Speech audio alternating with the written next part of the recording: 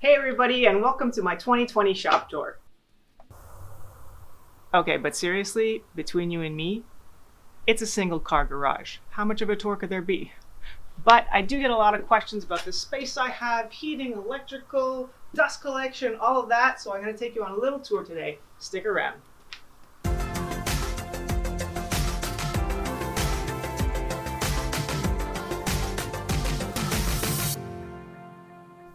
Alright, so first off, let's get some of the utilities out of the way. My space is 12 feet wide by about 21 feet deep. And as you can see, I have a lot of tools packed into a really small space, but hey, I'm making it work. Alright, so my shop is uninsulated and not really climate controlled, but I'll get to that in a second. All to say it gets really hot and humid in the summer and really darn cold in the winter. As you can see, I'm directly on the cement here, no insulation. And not to mention, I have these really nice little bump outs. I have 4 of them around the shop, which really get in the way trying to set up a small space as a shop. In terms of heating, I do have this small spider convector fan thing on the ceiling that I do turn on in the winter. But I'll typically keep that at no more than 10 degrees just to keep it from freezing inside the shop. So in the front corner of my shop here, close to my door, I have a dehumidifier that I run in the summer because it gets so humid, just to try and keep some rust off the tools. And I also have a small space heater that I'll additionally run when it gets really cold in the winter, just to warm up the space so I can work a little. In terms of lighting, I have 4 LED tube lights on the ceiling. Each are 4 feet long. And I also have 2 additional ones that I've set up back here when I need some extra light. The 4 ones are on the main switch here, and these ones are pull downs, as you can see. In terms of electrical, I have 2 circuits that are in the shop. This one that you can see here along the wall, which are 15 amps running off my main panel. And then I have a dedicated circuit for my dust collector, and it's also the same circuit that I have my air filtration unit on. So all the dust collection goes on one circuit and all the tools go on the other circuit. And now I'm sure you're wondering, with a Sawstop, don't you have 220 electric in your shop? And well, the answer is no.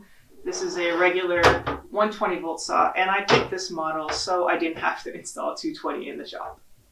Alright, so let me point out where everything is just before we dive into each tool so you get a layout of my shop. Over here on my right, I have my router table tucked into this corner, and on the other side I have the joiner that's tucked into the other corner. Obviously here we have the saw, my dust collector, and my outfeed table, which also doubles as a workbench. On the left here I have my Marty saw station, which also harbors my drill press, garbage cans, tool storage, etc. We have the benchtop sander here and planer underneath.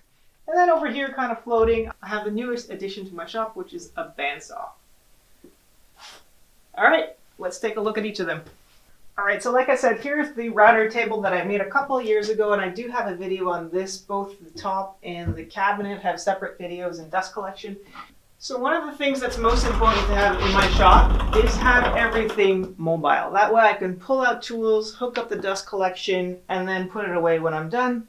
So here I've got a bunch of handheld tools kind of stored here. My track saw, my routers, a bunch of credit jigs here, and some drawers for things like the quick adjustment bit for the height of my router lift.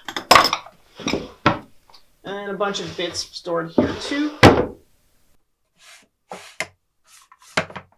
And like I said, when I'm done with it, I can just wheel it back into a corner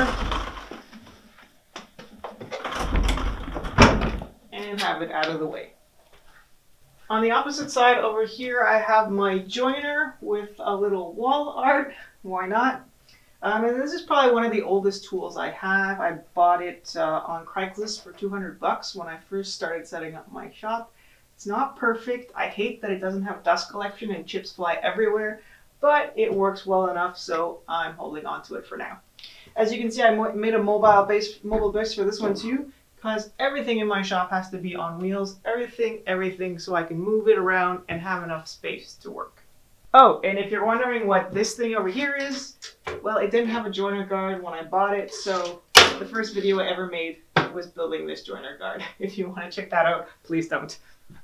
Alright, so at the heart of my shop, I have my cabinet Sawstop table saw. So like I said, this is the 36-inch model, 1.75 HP, which runs on regular 120 volt. Is it 120? Which runs on regular electricity. No 220 volt required. I upgraded with a mobile base. Like I said, everything needs to be able to move in my shop. And overarm dust collection. This is probably the most expensive tool in my shop, and I know it's a big investment for a lot of people. By no means am I sponsored, but having the flesh shaving technology in this saw was key for me, and it was totally worth the investment. Did I say flesh shaving? I meant flesh detecting technology. So if accidentally you run your finger through the blade will stop and drop down into the table and essentially save your finger. So this brings me to dust collection. I have a 1200 CFM canister dust collector with a 4-inch hose, and it actually has 2 ports here to connect 2 different hoses. So I have one hose here that is connected to my Sawstop permanently, and then I'll have another hose that I'll show you in just a second, but basically that will operate all of my other tools here. This blue hose, which I can just pull around from one tool to another and connect it when I need it. And it's operated by blast gates here, so if I'm using my saw, I'll open this one, and if I'm using another tool, I'll just open the other blast gate. Alright, so right behind my table saw, we have the Outfeed table, and I recently built this Outfeed table, and I have a video and plans available. If you haven't seen that, be sure to check it out. And by the way, I'll leave links down below to all of the relevant videos and links to all of the tools I talk about in this video, so if you're interested, be sure to check down below. This Outfeed table is made out of black melamine. I love it because it's super sleek. But as you know, or as you may have seen, I also use this as a work table because, well, my shop is so small. So let me wheel it out, but you're in the way. Now, as you've probably seen, although it's set up like this now, I typically will also wheel it out and use it as a work table and just kind of set it up here just so I can work on all sides from it. And it wasn't meant to be a work table, but my shop is so small, this is just super practical and basically all it fits in here. And underneath my work table slash Outfeed table is where I store all of my jigs. This is the 45-degree sled I just built, some mini sleds and miter gauges and my hexagon sled. All those fit nicely under here. One of the favorite upgrades in my shop is this miter saw station. And I built this, I think, about 2 years ago, and I built it in pieces. Let's say I built the modules, I had a video for that, plans for that.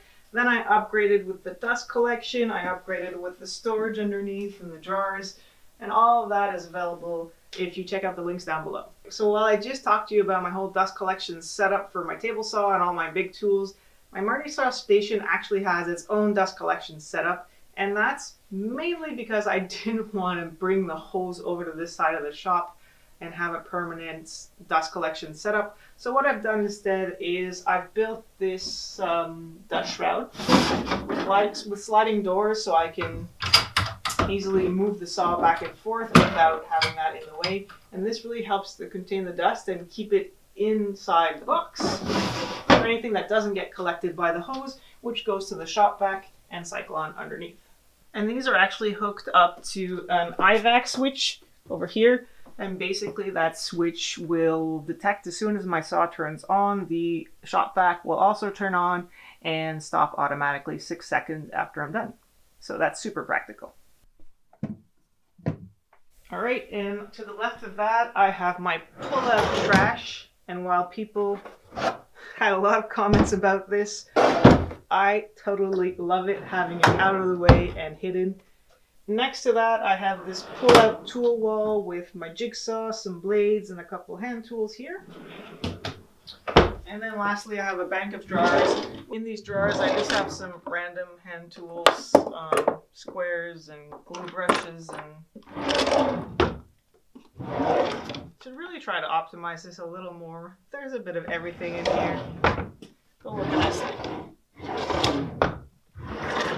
And most of my table saw accessories are down here with some bench cookies and stuff like that.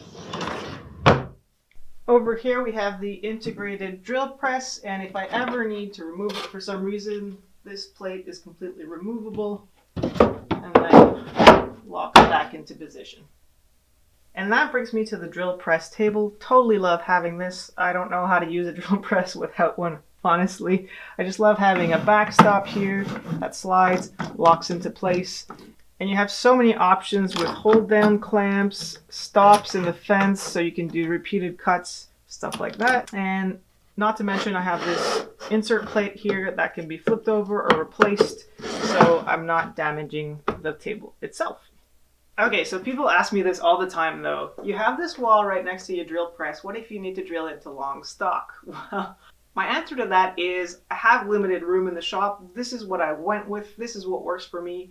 But really the trick is that if I need to, I unlock the table, I can turn it to the side, and the stock fits in here and I can drill into it, no problem with it just hanging out the side. Now, two of my favorite features on the miter saw station have to be, number one, these sliding adjustable stops. They slide, you lock them into place, and they're rock solid. If I don't need it, I just slide it off the end of the table and have it out of the way like that. My second favorite feature is definitely this extension wing. Anytime I have really long stock, I can just pull this out, it'll support the stock, and then when I don't need it and I don't have enough space, just put it away, and I save a ton of space that way. My miter saw is the Bosch 10-inch axial glide. I really love it because it's really shallow and it saves space. This is a 24-inch bench and it fits without overhanging too much. Alright, so up here above my miter saw station is where I keep my PPE, and that's to make sure I have everything always top of mind. I see them, earmuffs, dust masks, glasses, and make sure I'm always wearing them around the shop. One thing you may have noticed around the shop is there's not much on the walls. There aren't any handheld tools, glues, and finishes, and that's because I keep all of that stuff outside the shop. It gets cold, like I said, in the winter here, and I don't want any of the finishes freezing. So I do have a place in the basement where I keep finishes and small tools. It's not ideal, and that is something I want to change in the future because I keep running back and forth to the basement to grab stuff I need, and it just slows me down. So hopefully an upgrade that I'll make sometime in the near future. One thing I do have up on the wall is my clamp rack. And yes, I know I have quite the collection. I think I have enough clamps. Said no woodworker ever. But yes, I do have a lot of clamps. I'm quite proud of my collection, and I did design this rack myself. I have plans available if you're interested. And the thing is, I keep my clamps right next to my workbench here. That way, whenever I'm gluing up, I have them just behind me and I can grab whatever I need without having to run to my basement, for example. And it's just super practical. I almost forgot to mention the third dust collection setup I have is this dust extractor here from Mirka that I use with my orbital sander or my track saw or any handheld tools that have a dust port that'll fit.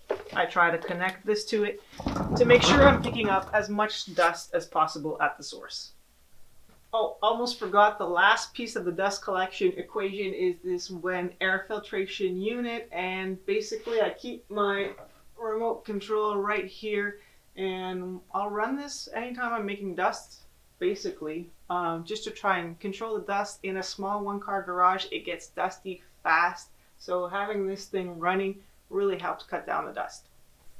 Alright, so another space-saving solution in the shop is having this flip-top cart, and you may have seen this before from Fix This, Build That. I was inspired by his design to build this, and it really helps to save space. Not only can I wheel it out when I need it, but well, it's two tools in one.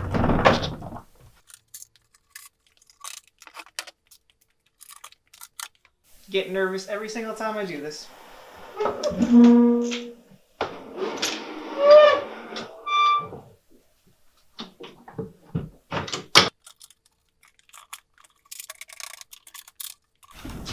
you go. So like I said, it's like having two tools take up the space of one. You just flip it one way or the other depending on what tool you need, and it really helps to save space, and I can tuck it out of the way when I don't need it.